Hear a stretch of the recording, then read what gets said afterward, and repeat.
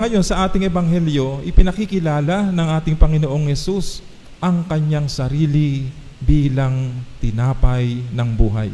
Isa sa napakahalaga o napakagandang titulo ng pagpapakilala ng ating Panginoong Hesus sa kanyang sarili. Sapagkat ang pagkain ay tunay namang kailangan natin. Hindi lang para mabusog tayo. Subalit pangunahin, ang pagkain ay ating tinatanggap o kumakain tayo para magkaroon ng lakas sa ating paglalakbay dito sa mundong ating ginagalawan.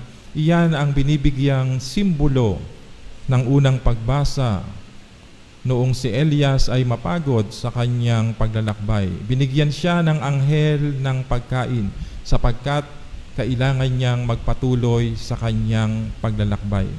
Sa ating ebanghelyo, inihahayag na nga ng ating Panginoon na siya'y pagkain. At ibig sabihin, napakahalaga sa buhay natin ng ating Panginoong Hesus. Kasi pagkain siya ng buhay eh.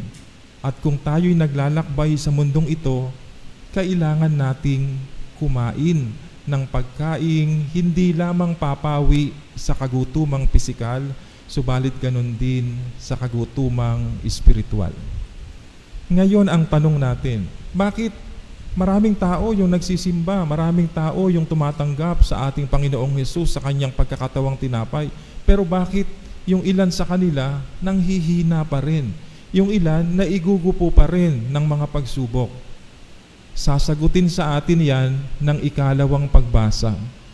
Kasi kung minsan, yung lakas na ibinibigay ng ating Panginoong Hesus sa kanyang pagsasakripisyo, sa kanyang pagkakatawang tinapay, nauubos doon sa galit, sa hinanakit, sa pambubulyaw, sa mga negatibong damdamin. No, kaya ganun na lang yung panawagan sa ikalawang pagbasa. Huwag na kayong mambubulyaw, huwag na kayong magagalit, alisin ang puot sa inyong mga puso. Ano kasi, magkakontra yun eh. Tinatanggap natin si Hesus, ang Diyos ng pagmamahal, na ang layunin ay pagkalooban tayo ng lakas.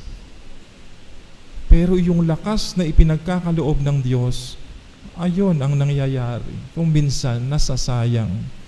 Kasi masyado tayong nagduduel doon sa mga sama ng loob. At madalas, ang pinakamapanganib, yung mga galit na itinanim sa puso. Kaya mismong yung banal na espiritu, hindi siya makapanahan sa ating puso kasi puno siya ng galit. Minsan napakahabang panahon na nating daladala yung galit. So mga minamahal na kapatid, samantalang inilalahad sa atin ng mga pagbasa ang walang hanggang pagmamahal ng Diyos, ang kanyang patuloy na pagkakatawang tinapay para pagkalooban tayo ng lakas sa ating paglalakbay dito sa mundong ating ginagalawan. Pinapaalalahanan din tayo na huwag sayangin ang lakas na walang sawang ibinibigay ng Diyos. Sa halip, upang ito'y lalong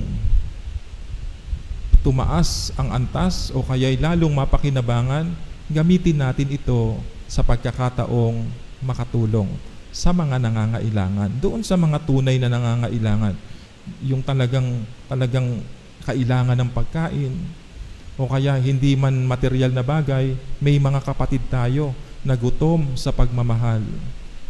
May mga kapatid tayo kasama natin sa bahay na gutom sa pagpapatawad. May mga kasama tayo sa komunidad na maaaring gutom sa atensyon. Doon natin gagamitin yung lakas na ibinibigay ng ating Diyos na walang sawang nagkakatawang tinapay sa Eucharistia. No? Kaya maganda, dadalo tayo ng misa at sa pagtanggap ng Eucharistia, naroon sigurado ang lakas. At pag uwi ng bahay, gamitin ang lakas na iyon upang manatili sa ating pagkatao sa kabutihan, sa pangunahing pangangailangan sa loob mismo ng ating tahanan. Sa ganyang diwa, mga minamahal na kapatid, patnubayan at samahan kayo lagi ng ating Diyos na walang sawang nagkakatawang tinapay sa Eucharistia upang sa kanyang pagmamahal, sa kanyang pagkakatawang tinapay ay dumaloy ang kanyang lakas mismo sa ating katauhan.